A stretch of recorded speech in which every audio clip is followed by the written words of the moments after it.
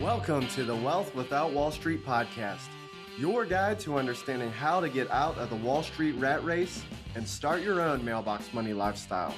Now, don't let these handsome Southern draws fool you. These financial minds are teaching our country to enhance savings, increase cash flow, and create passive income, all without the help of Wall Street. Are you ready to break through? Now here are your hosts, Russ Morgan and Joey Murray. Welcome. This is the Wealth Without Wall Street podcast. Your host, Joey the Italian Stallion Murray, joined as always by Russ the Idea Guy Morgan. All right, Joey, I've got a little mind at work at my home right now. Well, I know your mind is little, but how is this different? Help me understand.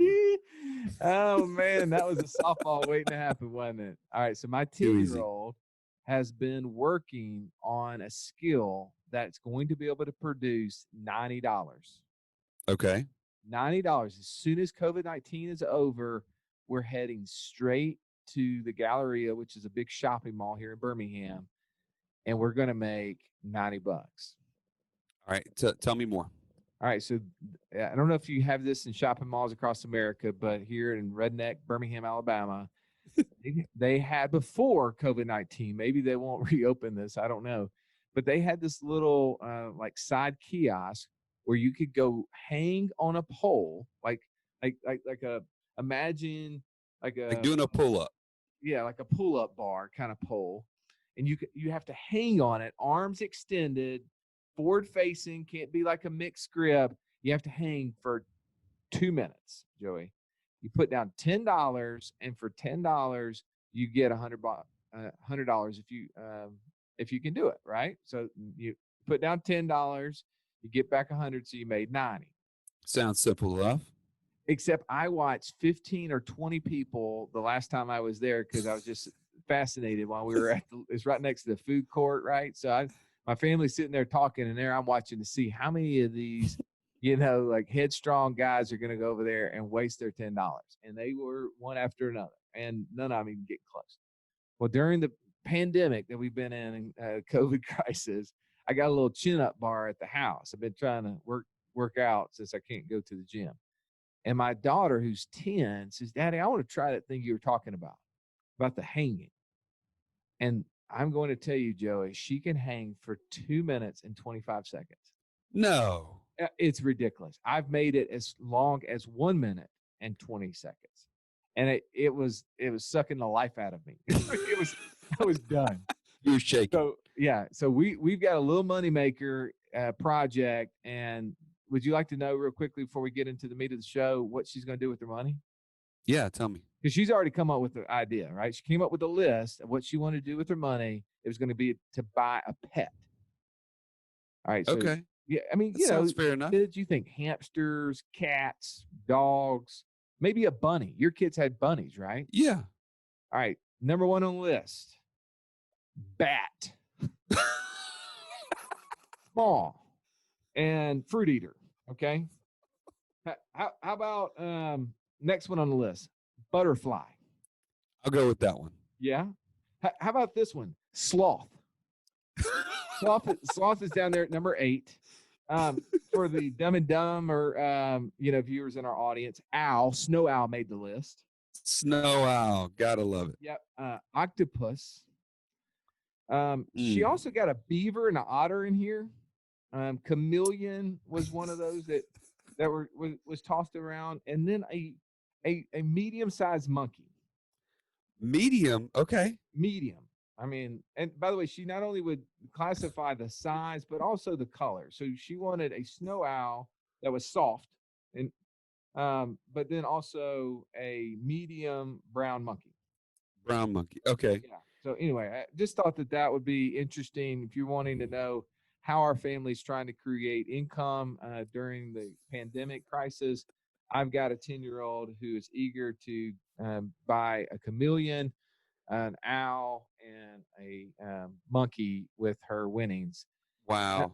But what does that have to do with anything that we're talking about today? Really nothing. Probably nothing. I will say that our guest today, Natalie Barbu, is somebody who, if you might not know who she is unless you're female, you're in your young 20s to probably 30, you probably follow her. But Joey, I was so impressed by our interview with her. Not only did she take something as simple as Instagram, something she created when she was 15 years old, and took it all the way through college and kind of built a following through it, that she left after getting an engineering degree, working at a major corporation, built a business off of Instagram and YouTube, that she left her job so that she could pursue what we're all on the journey for, which is freedom. And I thought that today's interview with her was really cool. What do you think? Oh yeah, I mean, at first you kind of get this idea that this is a little bit of a different episode, right? It's not your standard passive income immediately kind of on face value, but I took away a lot of really interesting things, particularly in the sense that really our brands as business owners can be kind of sterile, and the need for a brand to be personal, how important that is. Like, I mean, I'll tell you this: I'm at least creating an Instagram account as a result of today's episode. So there's that. It's about time, man. I mean, I'm sure at this point is when the newest social media is going to hit the ground. I mean, like Joey was the one that got the MySpace account, in 2009. So, I mean, I can see where, he could be a little late on the game here, but yeah. I may go ahead and do a TikTok account just while I'm at it. Just go ahead and throw that in, Now just do a little TikTok, at the same time. Yeah. Well, I will say, if you guys cannot see him, thankfully, he is dancing and I'm looking away because it is getting ugly in the literal sense of the word. But I did take away, hey, as business owners, we typically want to scale businesses to sell. But we can't miss that we are the brand. We are the people that people follow. And I'm always grateful when we get to meet you when we're out at events or we're traveling and you come up and talk to us and say, hey, I listened to your show. And I love, the fact that you share the journey that you're on. And, I'm here at this event because you're doing it. And I took that away from Natalie too, that, we are the brand as entrepreneurs, and we can't miss that and not be so guarded. Because if you go follow me at russ.morgan.311, that's not 311, by the way, that's 311 on Instagram. Joey and I just sidebar have a little bit of a competition to see who's going to get the most followers, and I got about 150 person head start on him since I've got one of those now. That I realized that we gotta share about what we're doing, because that only helps you, and that's what we do on this podcast. So there's no reason why we shouldn't share what we're doing in a way to help you be successful in our social media. So expect to see that. Come follow us, and let's jump into our interview today with Natalie Barbu.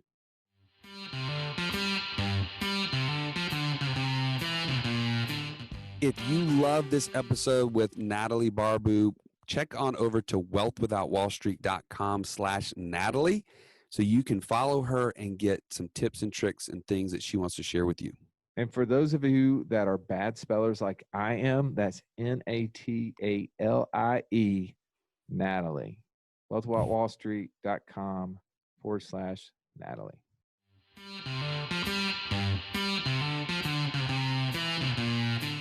Welcome into the show. We have Natalie Barbu joining us today. Thank you so much for being on the show. Hi, thanks so much for having me. I'm really excited to be here. Natalie, this is going to be an opportunity where you're going to be able to teach Joey tons of things, because Joey totally needs help when it comes to building a brand. As you know, we're doing this interview right now, he's in his closet, Natalie. Can you do that? I know. I give him props for the background, but if you can only see the belt that he got from the Red Lobster that is hanging behind him, you would not be so amused. But all right, so Natalie, our audience is interested in hearing your backdrop, because as we've been sharing in the introduction, you've done an amazing job over the last 8 years of building a personal brand and building a following to the tune of 275,000 subscribers on YouTube. tell us a little bit about that journey that you were in. I know early on you started at 15, but let's talk a little bit more in college when you started to realize that there was actually something there that could turn into dollars.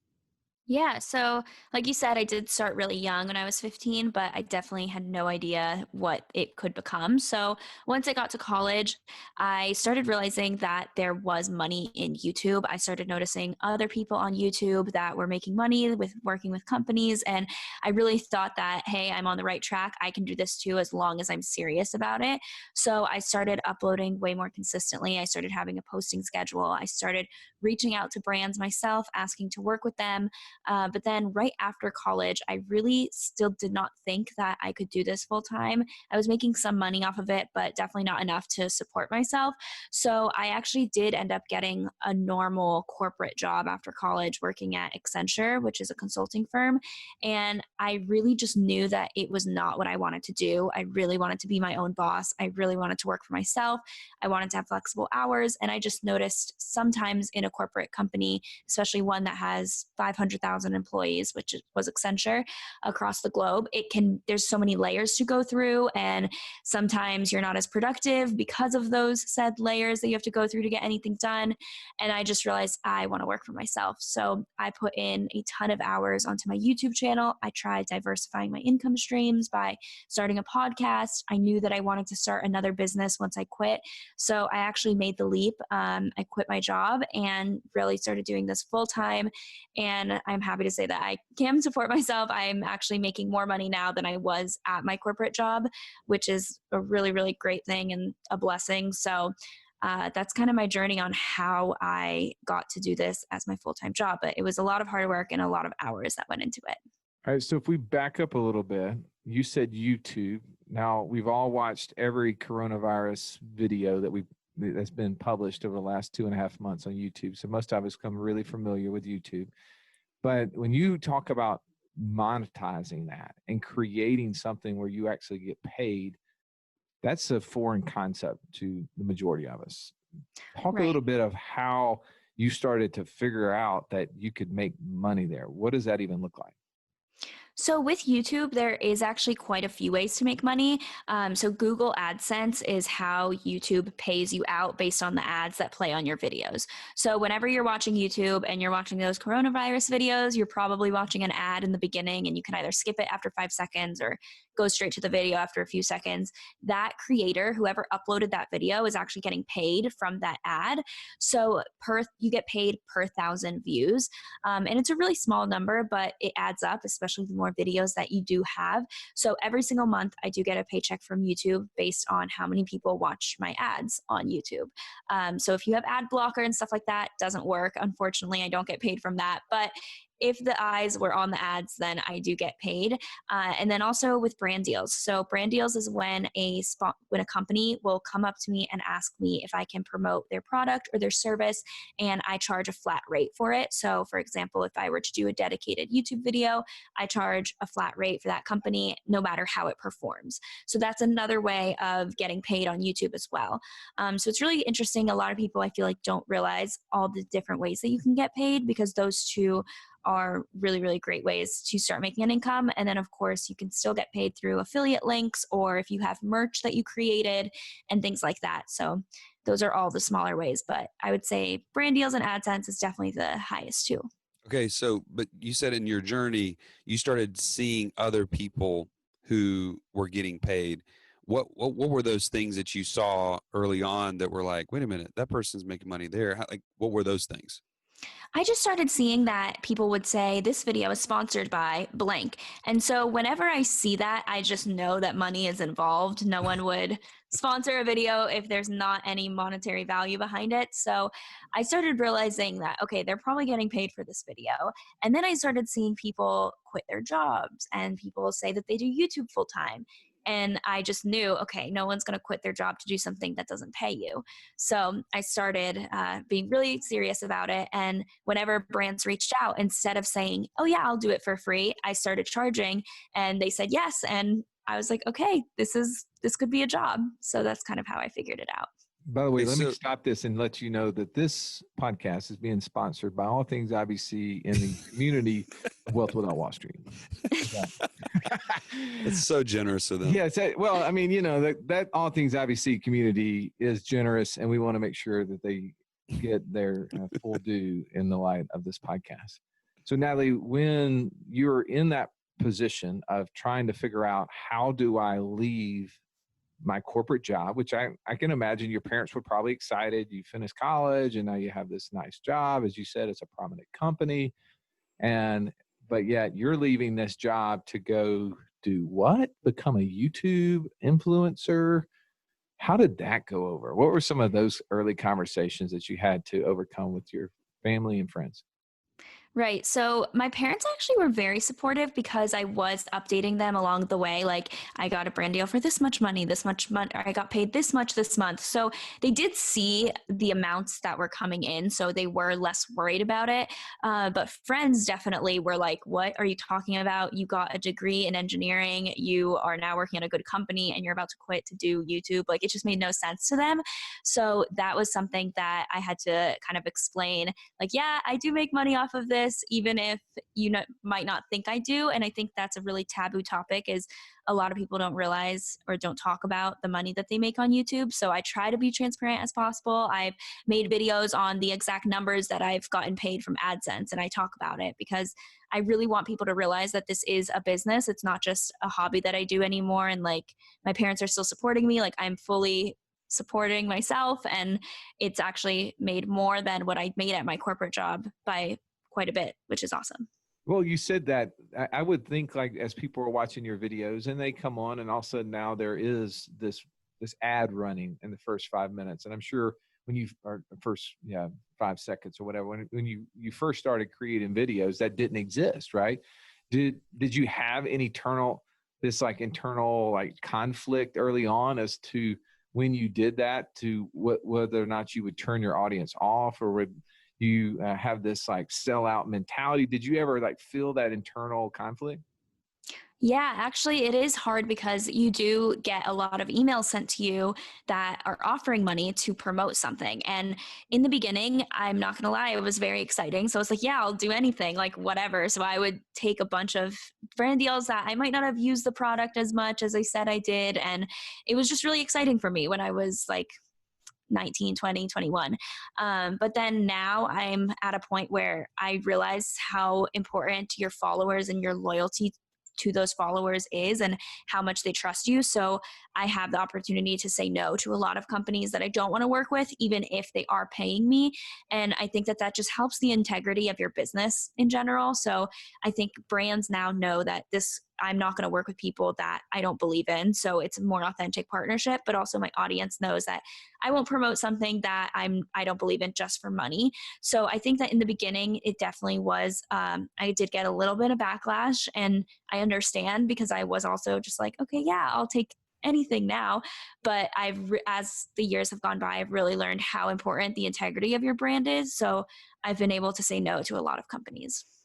Let me ask this. Somebody's listening right now and they say, I love the idea of being an online influencer. Maybe they're really active on social media, but they love the idea, but they don't know what they can personally do to build their own brand. Like, when you first started, you probably weren't making videos in light of what you're doing today.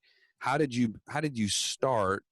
And then what was that point where it kind of clicked that, oh, I can actually start doing this as an influencer? Like, walk us through that piece. Yeah, so when I started, I was really doing things that I loved filming. I was doing makeup videos and fashion videos. And at the time, that was what I was really interested in. As I got older on YouTube, I kind of started to pivot my channel. And along with that, I pivoted my audience. So maybe some people that didn't want to watch more like college geared content, maybe they stopped watching, but I got a new audience that was in favor of the content I was making. So I think it's important to really stay true to what you enjoy doing and to something that you can do long term. So for me, I knew that I wanted my brand to be very centered around the topics that I was interested in my life. So at first, that might have been fashion and makeup, but as I got older and I started being interested in giving more college tips to people that were in college or entering college. And then as I got into the workforce, I started giving a lot more workforce tips, and just very realistic content is kind of what my brand, I would say, is now, with geared more towards providing value in terms of working and business. So I think that with that, just my audience has grown with me and they've pivoted, and I've learned when to pivot as well. So I think when you are starting a brand, just being true to what your interests are, being true to yourself, and also making sure that you're making content that you enjoy, because your audience will follow you, and you will gain a new audience as well as you make those changes. So making sure that you can create content long term. So that's why I made mine more revolving around what the stages of my life I was in, but also understanding that even if you do make a change, there is a new audience that comes with that. And there's also a new, even if the audience leaves from the beginning, you still have a new audience coming with you. Well, So it's a journey, right? I mean, the journey Right. that you were on early on, and I think that's how we found you, right? Joey, you were following that makeup video series that she was doing. Seriously, come on. You know that wasn't me. Okay. All right. Well, maybe that's Might have not how been we my found you, fashion but one. there is a journey, right? I mean, our audience is on a journey to stop trading time for money. And they love listening to Joey and I talk about the land flipping that we're getting into, or moving into this private label, or, the cattle company that we created, or the lending that we've done. I mean, our journey of trying to get to passive income being greater than monthly expenses, everyone are on that same journey and they love following through that process. So I think what you said is that you have just done your life, and there's people who were following you along the way, and then all of a sudden opportunities started to arrive that helped Right. then turn that into a business. Right. And I also started realizing that I could turn it into a business even a step further. So I didn't just want to be on YouTube. I did want to diversify my income streams, because I know that social media is a very quick turnaround time. People can forget about you very quickly. So I wanted to make sure that I did have other income streams. So I did start my own consulting business and agency, where I actually help other people build their personal brands and help them with marketing strategies. And then I also help brands with influencer marketing and PR. So making sure that they connect with their audience in a good way, because I truly believe that connecting with your audience, no matter what type of business you have, is one of the most important things that can do. Yeah, well, So and that's really how we have spent some time. So just share with you, as you're listening to this, Joey and I took the time a couple of weeks ago, actually paid Natalie for an hour of her consulting services to look over some of the things that we were doing. And I mean, as you all know, we have some glaring mistakes and some problem areas out there that we're constantly trying to improve. But Natalie, you were great showing us some of those things, helping us see some of the holes in our YouTube. Like, hey guys, don't you think maybe you can improve the thumbnails here? You might want to throw a description in this that could actually allow other people to find it. I didn't even realize that YouTube was the second largest search engine. So it's probably important, if you have a business, to use YouTube. Talk a little bit about that, how businesses are growing their traditional, maybe brick and mortar businesses through social media and things like YouTube, because of not only their influence, but the reach through search. Right. So YouTube is a huge search platform, as you guys already mentioned. And it's really, the thing that's great about YouTube is the algorithm, because they don't necessarily need to be searching Wealth Without Wall Street to find your channel. They can be watching a video on passive income, and then YouTube knows that that's what your videos talk about sometimes. It knows that you guys talk about money, that you guys talk about finances. So when someone's watching someone else's video, yours will come up next, because YouTube thinks that it'll like it based on that user's interest. So I think that's what's a really great thing, because unlike Google doesn't do that. Google, you have to directly search Wealth Without Wall Street, and then that's how you find you. So I think with YouTube, it's really important because of the algorithm that it does recommend you to similar people without you having to pay for advertising, without you having to ask it to be recommended. The only thing is you have to really optimize it's search engine optimization. So you have to really make sure that you have all the keywords, that you have the tags, that you have the titles and the thumbnails.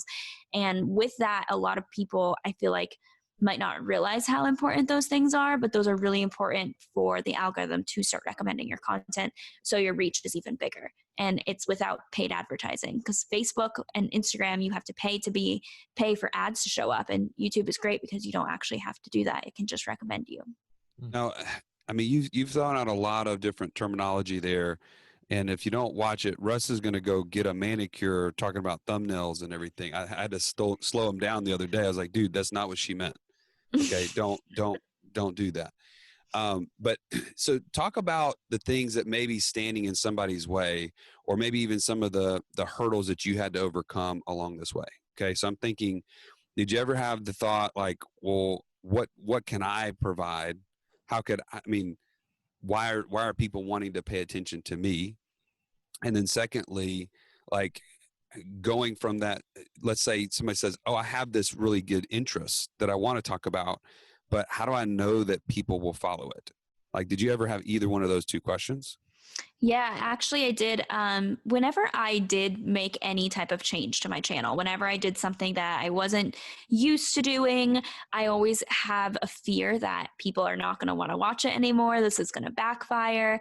And typically, it actually helped my channel because it is kind of like a revolving door where some people will leave and some people will come back on. But what I've noticed is whenever I do add something or make a change, more people come on than leave because they already are so loyal to your brand, because they already know you. They feel like they have a connection to you. They feel like they have a friendship with you. And so when you do decide to change or do something that might be a little more risky or something that you're not used to, actually it just brings in a new audience. So I actually do recommend that sometimes if you have that desire to make a change or to do something that's not your norm, because once you build that connection with your audience, which is why I think it's so important, they aren't going to leave you because one thing changed. So that's why I really, really strongly emphasize how important it is to have an engaged audience, not just someone who follows you for one specific thing. So that's why I think social media is a great way to kind of build your brand more personally rather than as corporate. So rather than just knowing you as a logo, they know you as people, they know you as what the brand stands for. And I think that's how you really get an engaged audience and have them stick around. How have you seen so as we're recording this is in May of 2020, so we're still on the hills of this COVID-19 and hopefully getting ready to exit it quickly. But how have you seen the viewership on your videos change, positively, negatively, or the same during the last couple of months? So engagement is actually a lot higher because I do think people have way more time on their hands to go on social media. So engagement is pretty high right now, but actually ad revenue is lower. So I have noticed that because a lot of companies are suffering because of this situation, they're not really putting as much money into their marketing budget. So the ad revenue is a little bit lower actually. But I also have noticed that more brands are trying to be creative and to use influencers more because they can't create content themselves, because typically a big business will hire a photographer and a studio, and it's more of a production when they're creating content, versus influencers really have the advantage when I can create content in my house. I haven't stopped working at all. So a lot of brands have actually been reaching out to influencers to create the content for them, which I think is a really cool part of being on the internet. You don't have to be an influencer, but just having a digital business, it doesn't really stop because of this pandemic, which I'm really grateful for. Well, talking about that, I mean, as businesses are looking for new ways to market, let's kind of finish our discussion a little bit on influencer marketing, because that may be still a new term. We've touched on that once before in our podcast.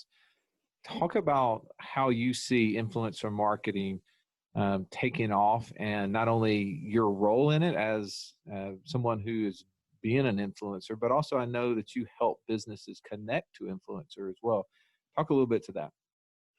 Yeah, I think influencer marketing is one of the best forms of marketing. And I know I might sound biased for it, but I really do believe that it is the best way to connect to your audience, to the brand. Because I think when you think of people on the internet, people that you typically follow them because you view them as a friend. Like I follow way more influencers, way more people than I just do businesses. I don't follow Coca-Cola. I don't follow even like Nike. I don't follow Nordstrom. I don't follow those giant brands. I follow people that might drink Coca-Cola or that might wear Nordstrom or might wear Nike and train with Nike, but I don't follow those brands.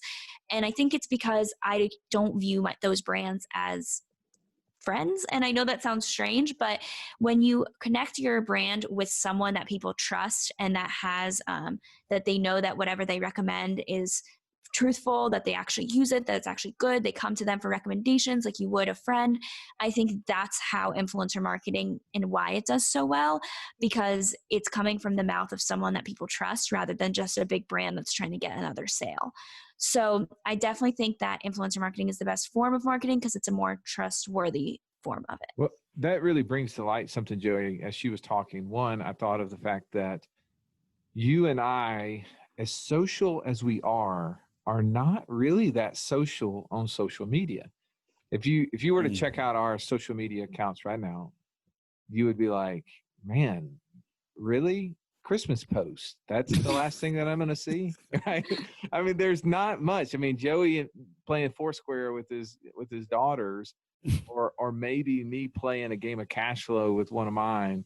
But there's not a lot of posts. So I think, Joey, what I heard there is that people follow brands. Now, the flip side of that, and I want to ask you about this, Natalie. So this is, this would be my devil's advocate to influencer marketing, right? So as business owners, one of the things that we're thinking about is how do we scale our business in a way that it operates as a business without me, right? And in that, there is an exit strategy. There is a point in time where I can sell this business, but yet I'm going to pick on our famous Uncle Dave Ramsey. He built his brand based upon himself. Right. Mm-hmm. And my thought is, how does he ever exit the business and the business continue? And there's hundreds of people there successfully running his business. I don't pretend that he's the one running it. There's plenty of people, but he's the face, right? He is the brand. I don't know if people follow what Dave's doing on Saturday morning or not, but I think about that as an influencer. If you are the brand, you are the person people are listening to see what you're doing. When you quit talking, does the business go away? Right. So I think that's why it's incredibly important to still create other businesses along with that. So that is why I started my agency, because I know that I need to have a way to create another business that can't operate without me, that I can hire people to help me, that it's not just me all the time being the face of it. And even though I'm the founder of it, it's not necessarily me picking up the camera every day to talk to this business. It's running more on its own. So that is why I do recommend for anyone that is an influencer, that their face is the brand, to kind of have other things that are diversifying their income streams. But at the same time, if that falls away, if you don't have your YouTube channel anymore or your Instagram anymore, you can still go on and be successful. So I actually do recommend always diversifying and creating something else that can help you. All right. So here's a challenge to our Wealth Without Wall Street Nation. I want you to go and follow Joey Murray and Russ Morgan on Instagram. Now, you're going to be one of the first ones to do it because there's not a whole lot of activity out there. Joey, do you even have an Instagram account? I do not. I mean, I'm the worst. I'm sitting here thinking I am talking to myself right now. Like I need Natalie to tell me exactly. Right. So get social. Get on Instagram. But they're value. Yeah. Yes. All right. So Joey, between now and when this airs, Joey's going to create an Instagram account and know that I'm competitive. So I plan to have way more followers than he does on Instagram. So here's our challenge, Joey, is that you and I have to come back. We need a time frame. Natalie, give us a time frame. How much time should our challenge be to compare who has more followers? In 1 month, June 5th. June 5th. Woo! Wow. Quick. June I'm about to get 5th. after it. You got to create it today. That may even be before this airs. All right. Okay. Then 1 month from where this airs, because give it a fair shot. Right, 1 month after this airs. Please, if for the love, go follow me on Instagram. I think I got a 150 person head start on him. I mean, that's funny. But all right, so I've heard a lot. Natalie, thank you so much for sharing. This is a little bit maybe off topic of our normal conversation, but I do think you or someone you know has the potential to either be an influencer or to use influencer marketing in your business. And I just thought today was a really kind of pivot from a typical conversation that we have. And just also another great entrepreneur story that you got to hear someone who started out in corporate America, was able to create a business that equaled and met her lifestyle goals, which was working from home, which was freedom and independence. And that's what we're all after. So Natalie, thank you so much for taking time and sharing with our listeners today. Thank you so much for having me.